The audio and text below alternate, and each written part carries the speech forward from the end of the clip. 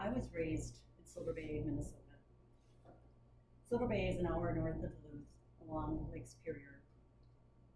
The journey to Silver Bay is beautiful. You get Lake Superior on your right, the beautiful countryside on your left. And in the fall, the journey is especially beautiful as the trees grace you with their colors. But it wasn't the scenery that put Silver Bay on the map. Taconite. Taconite is a rock that is 18 to 25% iron ore. Iron ore was a big commodity back in the early 1900s, thanks to the world wars that were taking place.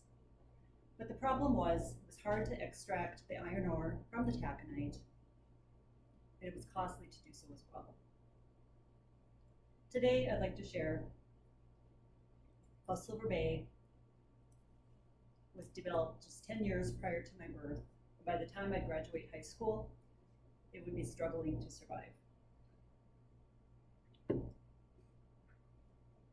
In 1939, a professor at the University of Minnesota by the name of Dr. E.W. Davis had a dream.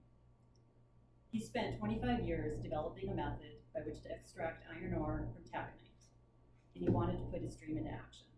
He joined forces with 4 steel companies, and they purchased a mine in Babbitt that had been desolate for quite a few years. They also purchased land north of Beaver Bay along Lake Superior. And in 1951, Dr. Davis joined forces with Reserve Mining Company and started a 4-year process to build a plant along the shores of Lake Superior. Dr. Davis saw his dream come true when in 1955, he operated the first equipment to load taconite from that Babbitt mine into a train and headed it towards Silver Bay. In Silver Bay, the taconite was dumped into giant hoppers where it was crushed and pulverized into powder-like consistency. From there, huge magnets extracted the iron from the waste and dumped it into a steaming furnace where it was later cooled off and formed into pellet-sized, pea-sized pellets. But for every ton of iron ore that was extracted, 2 tons of waste were produced. Reserve got a permit from the state of Minnesota to dump that waste into Lake Superior. Over the course of 25 years, Reserve dumped around the clock the equivalent, every 2 minutes, the equivalent waste to fill a boxcar on a railroad. Around the clock, 25 years.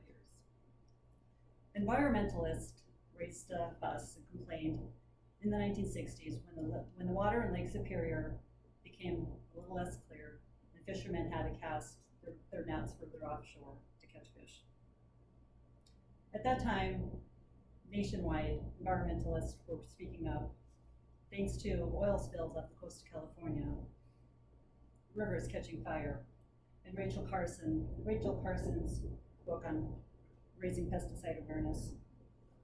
At that time, Richard Nixon was our president, and he pleaded his case against Congress to form a federal agency.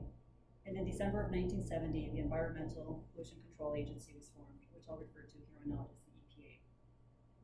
The EPA chose Reserve as one of their first cases. And in February of 1972, the United States Department of Justice, on behalf of the EPA, filed a lawsuit against Reserve Mining Company. That lawsuit lasted for a couple of years, and in 1974, Judge Miles Lord demanded that Reserve Mining Company shut its doors. Reserve appealed, was granted a stay of action as long as they would divert the dumping of the tailings, the waste product, from Lake Superior to an on-site storage pond. Reserve complied. This was the first time in history that a governmental agency was able to exert power and regulate a corporate pollution, and thereby setting the stage for further control. Today, the mine in Babbitt and the plant in Silver Bay are owned by North Shore Mining. The waste is dumped on land, and Lake Superior is once again restored to its original clarity.